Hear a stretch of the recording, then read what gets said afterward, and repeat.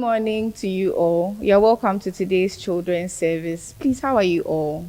We are fine, thank you. And you? I'm also fine by the grace of God. And I hope our viewers at home are all well as well. So before we start today's lesson, we're going to take a quick recap of what we did last week. Who remembers what we learned last week? Yes. We learned that we are all unique. We are all unique, so no two people are the same. Yes, Ohima? And we shouldn't compare ourselves to other Don't people. compare yourself to other people. Yes. I learned about Jacob and Esau. We learned about Jacob and Esau. Thank you all very much. You've all done well. Today we are going to continue our lesson on Jacob and Esau. But before we start, we'll say a short prayer. Can we please close our eyes? Heavenly Father, thank you for today. Thank you for bringing us here to learn your word. We pray, oh God, that you help us to remember everything we learn here today and apply it in our daily lives. In the mighty name of Jesus Christ, we have prayed. Amen. So for starters, last week we learned about Jacob and Esau. We know they are twins. We know who came first. And then today we're talking about Esau selling his birthright. Esau selling his birthright. Does anyone know what a birthright is? No. No, okay, don't worry. I'll tell you. It's not a problem. We are all here to learn. So a birthright is what Esau was entitled to as the firstborn. You remember Esau came out first with his red hair all over him. He came out first. So he was entitled to a double portion of his family's inheritance. And he also had the leadership position of the house as the firstborn. So that was his birthright. That was what he was entitled to. But to Esau, it wasn't that important for him. And we'll learn why at the end of during the lesson. We'll learn why. So we'll take our Bible lesson from Genesis chapter 25, from verse 29 to 34. In that lesson, you remember Esau was a hunter. Do you remember? Yes. Yes, Esau was a hunter. So he'll go out and he'll come back hungry, tired. There's a word the Bible uses. He was famished. You are hungry, you are tired, you are sleepy, you just want to eat. So when he came back, his brother Jacob, who is always at home, was preparing some stew. The stew had all the spices and everything to make it, It's like when you get home and mommy is cooking and you smell the food, you're in a hurry to eat it. You don't want to take off your uniform. Mommy, I'm hungry. So that's how Esau felt. So when he got home, he took off, he settled down, and he told his younger brother, Jacob, this stew you are preparing, I'm hungry, please bring me some. And Jacob said, you want my stew? Now bear in mind that Jacob knew how valuable his brother's birthright was. So he told Esau that, listen, Esau, if you really want to eat my stew, you have to give me your birthright. I won't give you this stew if you don't give me your birthright. But to Esau at the time, his hunger was more important than what is he going to use leadership position for. His hunger was more important. So he said, you know what, I'll give it to you, just give me the stew. And then his younger brother made him swear an oath, which made it very serious. It is sealed that now you are no longer the firstborn. All the things you are entitled to as a firstborn, you don't have it again. Now it's for your younger brother. So Esau swore an oath that I've given you my birthright. Now you are the firstborn. And then Esau enjoyed his meal. And he forgot about it and he went away. Now, why are we learning this today? As children of God, are we children of God? Yes. I believe we all are. I believe our viewers at home too are children of God. That's why you have joined us on this channel to enjoy our service. As children of God, we all have our birthright. We all have an inheritance. Now, there are some things that we are entitled to as children of God. First, I'll ask you questions, so please listen to me. First, we are entitled to the kingdom of God. We're entitled to the kingdom of God. We're entitled to eternal life. Eternal life basically means that even though we are going to die on this earth, we live our lives in such a way that when we die, we'll end up where? Heaven. Oh, nobody's going to be on this earth forever. Abraham, Isaac, all the people who were in the Bible, now they've all died. But as Christians, we believe that their souls are in heaven. And it is our inheritance also to inherit heaven. And what are we learning today? We are not supposed to be like Esau. Don't give up eternal life. Don't give up the grace of God.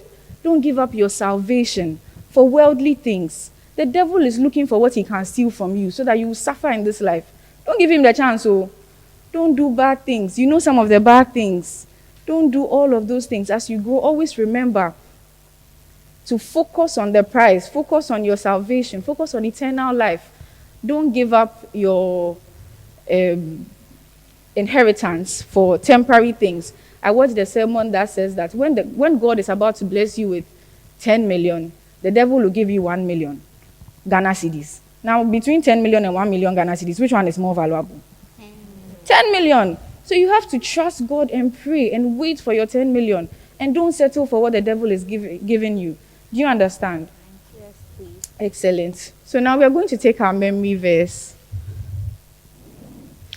Our memory verse is from Hebrews chapter 12, verse 15 to 16.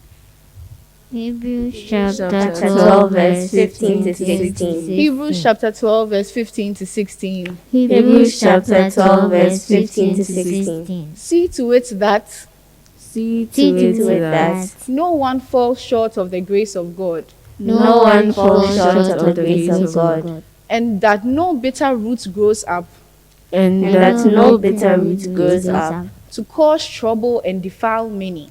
to cause trouble and defile many. See that no one is sexually immoral, See that no one is sexually immoral, or is godless like Esau, or is godless like Esau, who for a single meal who for a single meal sold his inheritance rights as the oldest son. sold his inheritance rights as the oldest son. Now, before we say it again, I hope you understand what we are saying today. Right now, you are children, but as you grow older, so many things will come your way.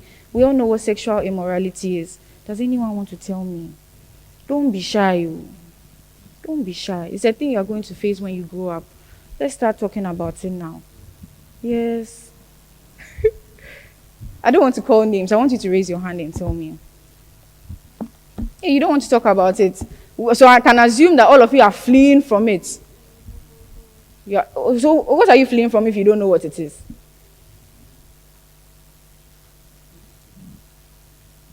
Yes, Ohima. Right. We should keep ourselves pure. Okay, I'm going to help Ohima. We should keep ourselves pure. We should focus on heavenly things.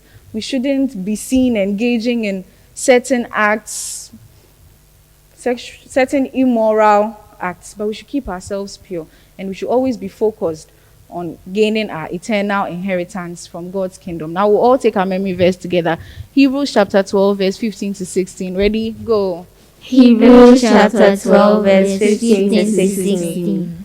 See to it that no one falls short of the grace of God, and that no bitter root grows up to cause trouble and defile many. See that no one is sexually immoral, or is godless like Esau, who for a single meal sold his inheritance rights as the oldest son. Now, please, are there any questions? Before you tell me what you've learned today, do you have any questions? Okay, no questions. Yes, William. Yes, please. It's the same as the birthright.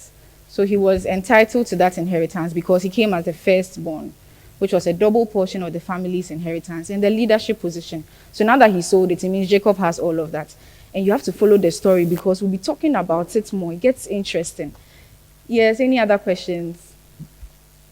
Okay, so now who can tell me what you've learned today? Yes, sir. We learned that we should live pure and godly lives. Thank you. Anyone else? Arvita. I learned that we shouldn't sacrifice our birthright for any worldly thing. Don't give up your eternal rights to the kingdom of God for anything. It can come in the form of money, maybe a job, maybe higher education. Don't give it up, but trust in God. Last week, Auntie Janet said that we should pray. Always pray for God's purpose in your life to be fulfilled. So as you are praying for God's purpose, you need to trust that He is a God who answers prayers. Even if it takes long, He will answer you and He will do it for you. Amen. Now we'll take our Methodist hymn. MHB 400. MHB 400. Take my life and let it be. Ready, go. Take my life and let it be consecrated, Lord, to Thee. Take my moments and my days, let them flow in ceaseless praise. Amen. Please take your seats. Shall we pray? Our Heavenly Father, we thank you for today. We thank you for bringing us here to listen to your word. Heavenly Father, it's our prayer that you help us to apply this, that wherever we go, we'll always remember that we are children of God and that we'll never sell our birthrights for any earthly pleasures. We thank you for an answered prayer. In the mighty name of Jesus Christ, we have prayed. Amen. Our viewers at home, we hope to see you same time next week. Please be blessed and stay safe. Bye.